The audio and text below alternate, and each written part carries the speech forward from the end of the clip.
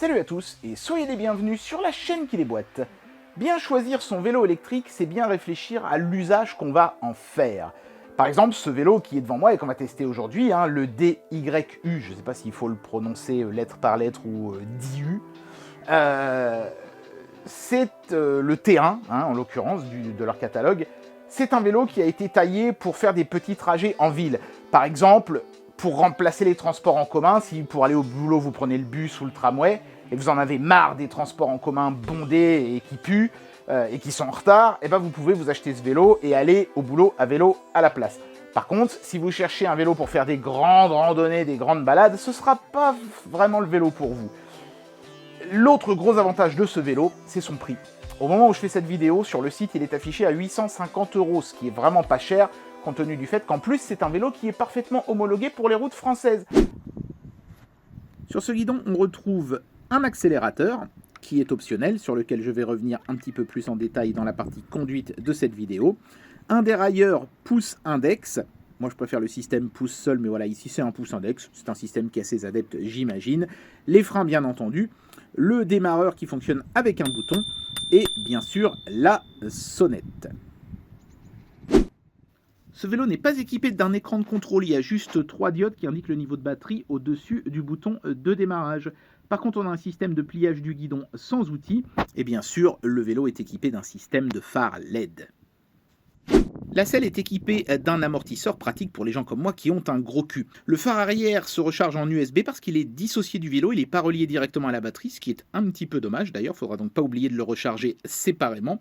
La batterie se verrouille dans le vélo avec un système de clés bien entendu, et le pédalier lui est 100% automatique. La roue arrière de ce vélo abrite donc le dérailleur Shimano à 7 vitesses et le moteur de 250 watts. Qui est piloté par le système de pédalier automatique sur lequel je vais revenir pendant la conduite. Je termine évidemment en vous montrant le chouette design du cadre de ce vélo qui est pliant et qui est en alliage d'aluminium pour un poids total de 22 kg.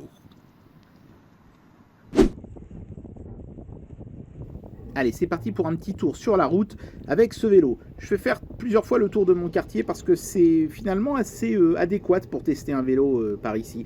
On a des côtes, on a des descentes, il y a des faux plats, il y a des endroits où le bitume est en bon état et des endroits où c'est pas le cas. Et il y a aussi une petite zone herbeuse accessible au public sur laquelle on a le droit de rouler. Donc ça permet un petit peu de voir comment le vélo se comporte sur plusieurs types de terrains. Et force est de reconnaître que ce vélo se comporte très bien et que notamment la présence de l'amortisseur sur la selle assure un bon confort. Sur ce vélo, j'ai vraiment pas eu l'impression d'avoir un truc mal ficelé. J'étais toujours en confiance et l'expérience était très agréable. C'est pour ça que je pense que c'est vraiment un vélo bien adapté à la ville. Comme il ne pèse entre guillemets que 22 kg, c'est sûr qu'il y a des vélos plus légers que ça, mais son alliage de magnésium lui permet d'être moins lourd que les vélos de chez Engway. Et ben, on a cette maniabilité et cette souplesse qui manque peut-être un petit peu à ces vélos plus lourds. Mais en revanche, les vélos plus lourds, ils ont un avantage, c'est qu'ils ont un assist plus puissant. Sur ce vélo, l'assist il est automatique, il est lié à un capteur de torque présent dans le pédalier, et de couple si vous préférez, et vous êtes entièrement tributaire de ce capteur, c'est-à-dire que quand le capteur sent que vous êtes dans une pente et que vous galérez, il va vous donner plus d'assist que quand vous êtes dans une descente où là il va désactiver tout complètement. Ça fonctionne plutôt pas mal, mais il arrive fréquemment qu'on se dise, là j'aurais aimé avoir un petit peu plus d'assist, et c'est pour ça que c'est intéressant selon moi sur ce genre de vélo, de laisser la pédale d'accélérateur.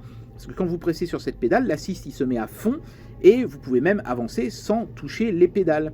Ce qui semble déplaire à nos hommes politiques qui ont décrété que tout vélo avec une pédale comme ça devait être considéré comme un cyclomoteur. Alors que pourtant, par exemple, les trottinettes ont ce genre de pédale. D'ailleurs, elles n'ont même que ça.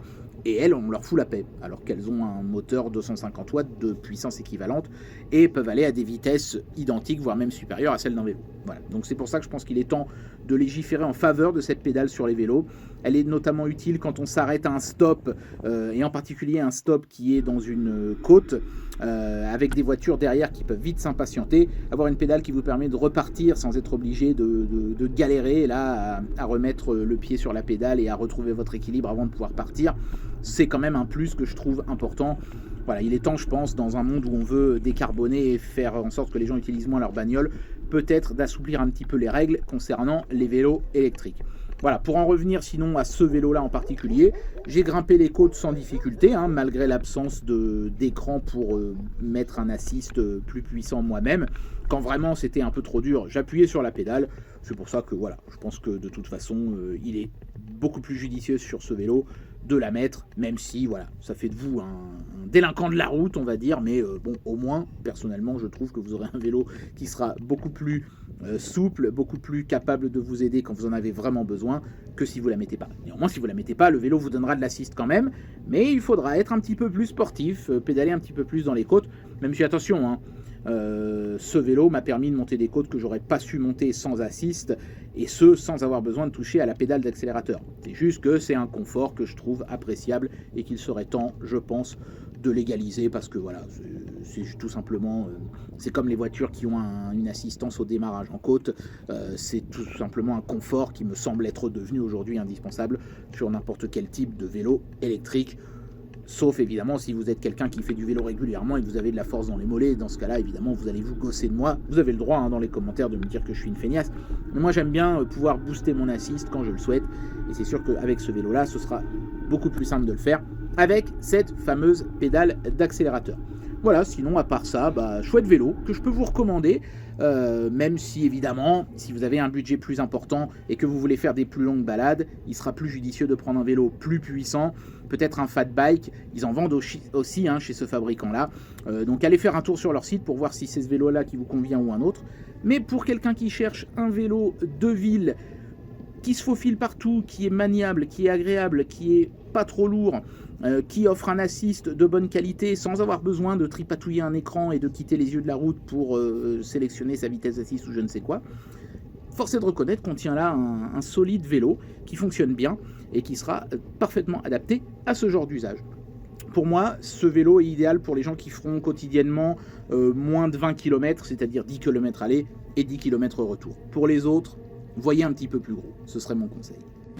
Et bien voilà, c'était le test du Diu T1, un vélo qui sera parfait pour les citadins qui veulent faire une croix sur les transports en commun et avoir leur propre petit moyen de transport parfaitement adapté à la ville. Bien sûr, vous pouvez quand même faire une balade à vélo de 15-20 km avec ce vélo-là, hein, voire même plus si vous êtes aventureux ou si vous n'avez pas peur de pédaler un petit peu sur des plus longues distances. Mais c'est clairement un vélo qui a plutôt été taillé pour la ville. Si c'est les longues balades à vélo qui vous intéressent, sur le site de Diu, il y a des vélos qui seront mieux adaptés, même si évidemment ils seront un petit peu plus chers parce qu'ils seront un petit peu plus surdimensionnés. J'espère que cette vidéo vous aura plu et moi je vous dis à très bientôt pour un prochain test. Allez, tchuss!